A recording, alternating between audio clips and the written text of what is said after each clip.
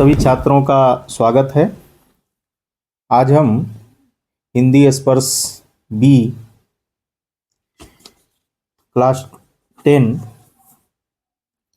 से एक पाठ ले रहे हैं और पहला ही पाठ है साखी, जिसको लिखा है कबीर ने। तो सबसे पहले हम कबीर का थोड़ा सा परिचय देख लेते हैं कि कबीर कौन थे, क्या थे। तो आइए देखते हैं।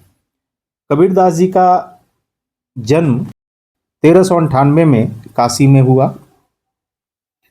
ऐसा माना जाता है कि उनके जो गुरु थे वो रामानंद जी थे और कबीरदास की उम्र जो है लगभग 120 वर्ष की आयु तक थी।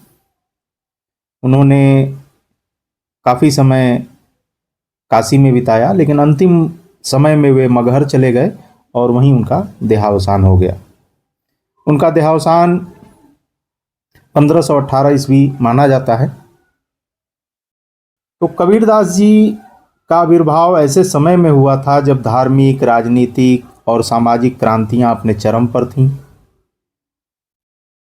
कबीर ने समाज धर्म के संकट को, समस्त आडंबरों को अंत करने का और प्रेम से समान धरातल पर रहने का एक सर्वमान्य सिद्धांत चलाया। कबीरदास जी का कोई शास्त्रीय ज्ञान तो था नहीं, लेकिन सांसारिक अनुभव को ही वो महत्व देते थे और वही सांसारिक अनुभव जो उनका था उनकी रचनाओं में देखने को मिलता है। उनका विश्वास सत्संग में था और वह मानते थे कि ईश्वर एक है और उसका रूप जो है वो निर्विकार है, उसका कोई रूप नहीं। कबीरदास की रचनाएं 3 रूपों में मिलती हैं, साखी, सबद और रामायणी। इसको उनके शिष्य ने बीजक नाम से इन तीनों साखी, सबद और रामायणी को एक जगह संग्रहित किया है और उस संग्रह का नाम है बीजक। कबीर की भाषा पर अगर बात करें तो कबीर की भाषा जो है वो पंचमेल खिचड़ी कही जाती है, अर्थात सभी भाषाएं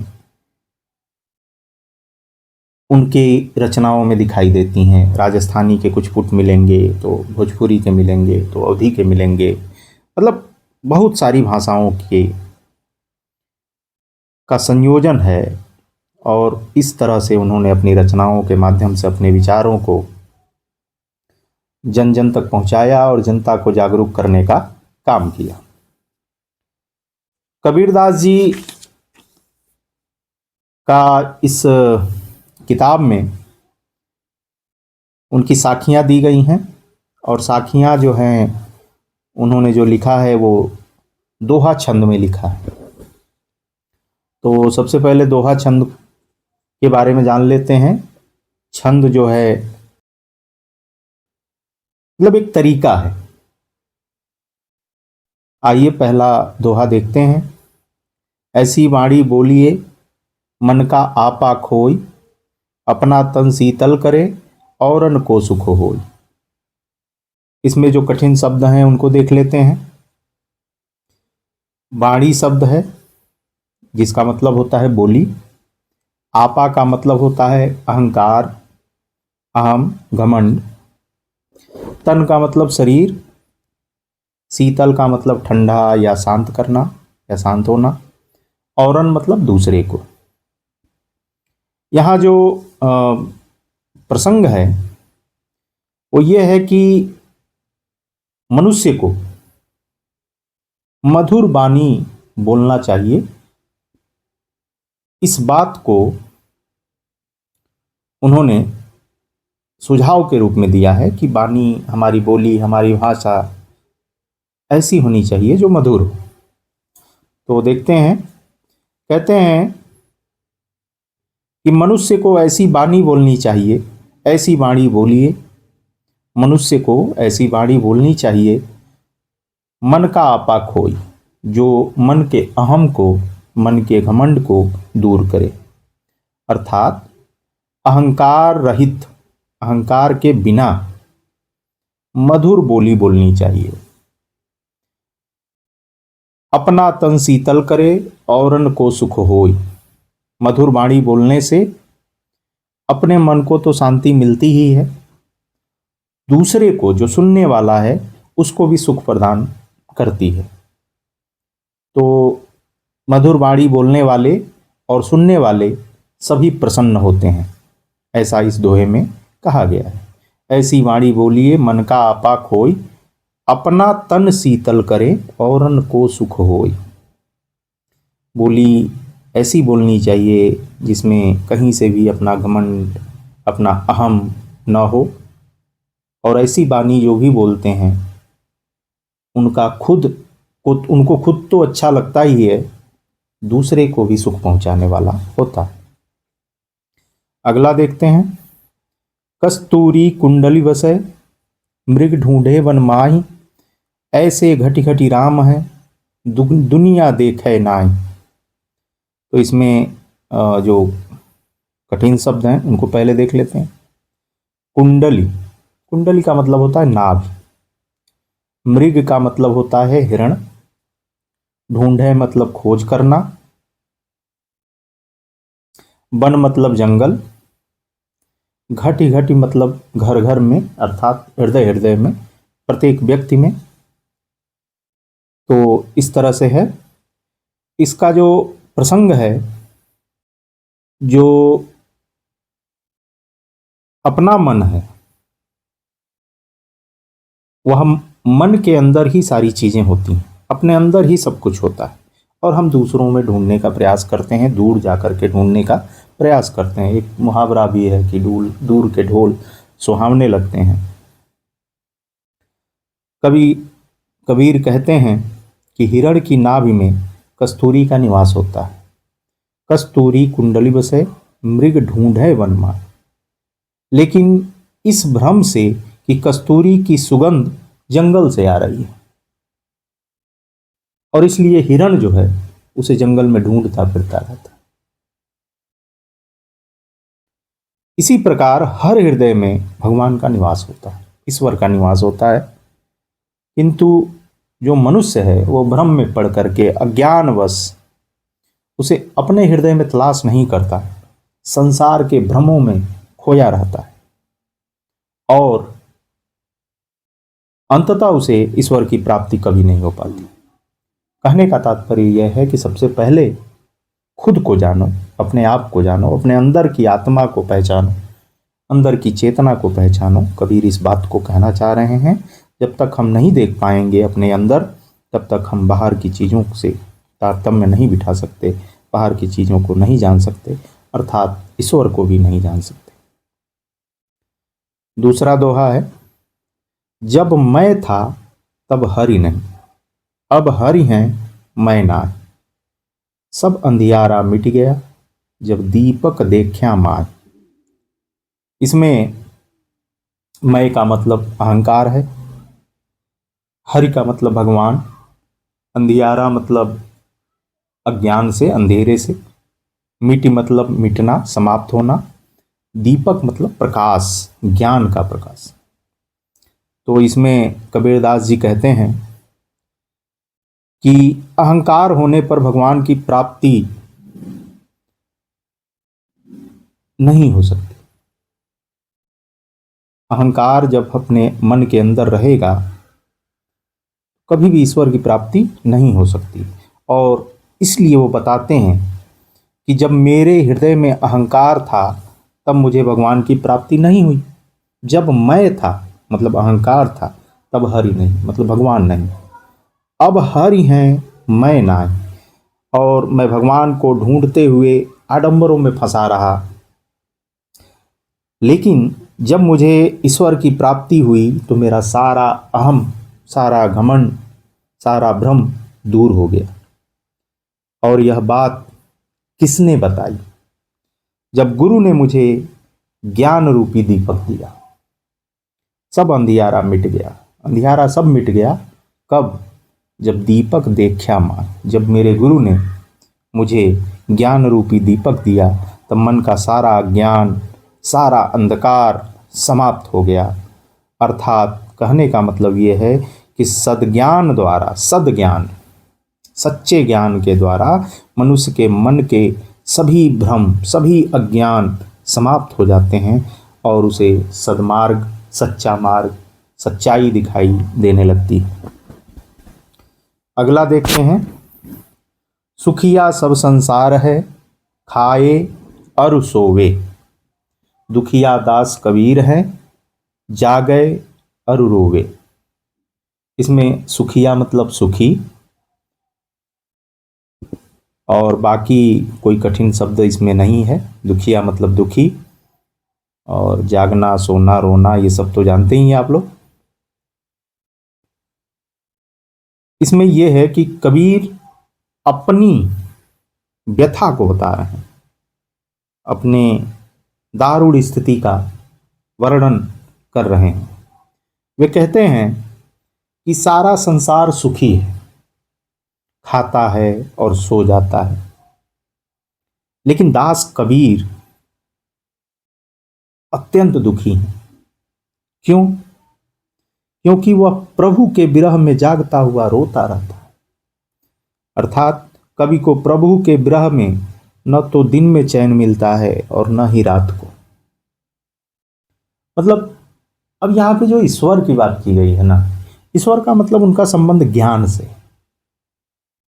मतलब जिसको ज्ञान नहीं है वह भौतिक संसार में जीता रहता है, खुश रहता है, और वो उसका खुश रहना पता नहीं किस प्रकार का है, सुख देने वाला है या नहीं है पता नहीं। लेकिन कबीर कहते हैं कि सब लोग खुश हैं, खाते हैं, पीते हैं, सो जाते हैं, लेकिन मैं दुखी हूँ क्योंकि मुझे ईश्वर का दर्शन नहीं हुआ, ईश्वर की प्राप्ति नहीं हुई, अर्थात सच्चे ज्ञान की प्राप्ति नहीं हुई। अगला देखते हैं, बिरह भुअंगम तन वसय, मंत्र न लागे कोई, राम वियोगी ना जीवे, जीवे तो बौरा होई। इसमें वो कहते हैं कि बिरह रूपी भुजंग कवि के शरीर में बसता है। भुजंग मतलब सांप,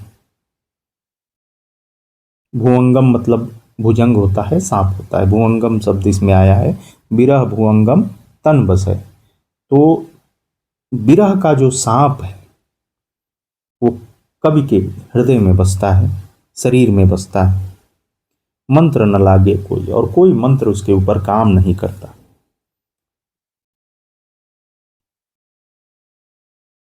वे कहते हैं कि राम वियोगी ना जीवे, विरह में तो मेरी ऐसी दशा है कि मैं राम का वियोगी हो करके जिंदा नहीं रह पाऊंगा।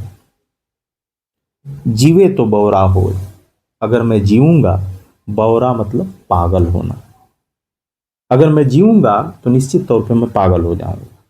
ये अपनी व्यथा, अपना दुख, अपनी बातें वो इन दोहों के माध्यम से कहने का प्रयास कर रहे हैं कि राम अगर नहीं मिलेंगे तो मैं जीवित नहीं रहूंगा, अगर जीवित रहा भी तो मेरा रूप जो होगा वो पागलों जैसा होगा।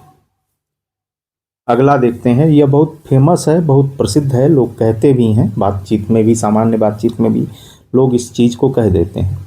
निंदक नेड़ा राखिए, आंगन कुटी बधाई, बिन सावन पानी बिना, निर्मल करे सुभाई।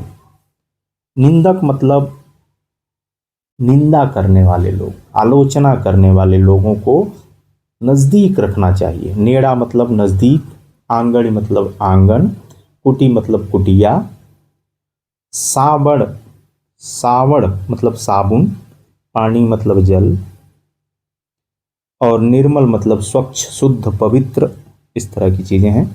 सुभाई मतलब स्वभाव। तो निंदक नेड़ा राखिए, आलोचना करने वाले, आपकी बुराई बतियाने वाले लोगों को पास में रखना चाहिए हमेशा।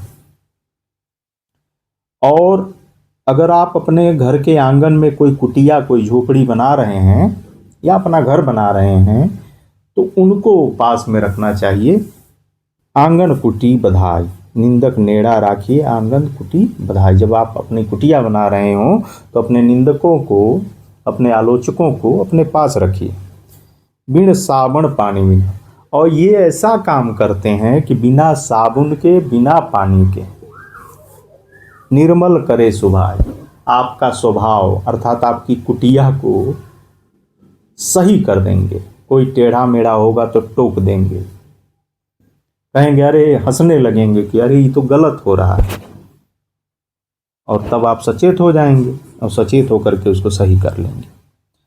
तो इसलिए निंदक को हमेशा पास रखना चाहिए। अगला देखते हैं, पोथी पढ़ी पढ़ी जगमुआ, पंडित भया न कोई, एक आखिर पीव का पढ़े सो पंडित होई। पोथी पढ़ी पढ़ी, पोथी मतलब वेद पुराण तमाम तरह के ज्ञान वाली किताबें, पंडित मतलब विद्वान। पोथी पढ़ी पढ़ी जगमुआ मतलब ज्ञान की तमाम किताबें पढ़ पढ़ करके पूरा संसार मरा जा रहा है, लेकिन कोई भी पंडित, कोई भी ज्ञानी नहीं हो पाया। और आगे कहते हैं कि एक आखिर पीव का, एक ही अक्षर प्रेम का, अर्थात ज्ञान का, साधु संतों का और अपने प्रियजनों का एक ही अक्षर जो प्रेम है, उसको पढ़ लिया जाए, उसको समझ लिया जाए, उसकी प्राप्ति हो जाए, तो वह व्यक्ति विद्वान बन सकता है। मतलब पोथी पढ़ने से आप विद्वान नहीं बन सकते, आपके अंदर सद्भावना अगर नहीं है तब तक नहीं। सद्भावना का मतलब प्रेम से, सांसारिक प्रेम से, ईश्वरीय प्रेम से, व्यक्तिगत प्रेम से, मतलब किसी भी रूप में संसार से प्रेम करने के रूप में जो इस चीज को जान जाता है, पढ़े सो पंडित होई, वही सच्चा ज्ञानी हो जाता है। अब इसका अंतिम दोहा है, हम घर जाल्या आपना लिया मुराड़ा हाथ, अब घर जालो तास का जित चले हमारे साथ। यह भी बहुत फेमस है, इसको कई रूपों में कहा जाता है। इसमें थोड़ा सा राजस्थानी का पुट है, भाषा का अलग अलग तरीके से कहा जाता है। इसको गांव देहात में भी लोग इसको बोलते रहते हैं। तो इसमें जो प्रसंग है, इसमें कहने का जो तात्पर्य है कवि का, वो ये है कि ईश्वर की प्राप्ति करने के लिए सब कुछ त्याग करना पड़ता है। अपने सुखों को, दुखों को, सबको छोड़ना पड़ता है। तो देखते हैं, हम घर जाल्या आपना। कबीर कहते हैं कि हमने जलती हुई लकड़ी को हाथ में लेकर अपना घर अर्थात प्रभु भक्ति से अपने हृदय को जलाया है। प्रभु की भक्ति में डूब चुके हैं। और जो हमारे इस मार्ग पर चलना चाहता है, ईश्वर की भक्ति के मार्ग पर,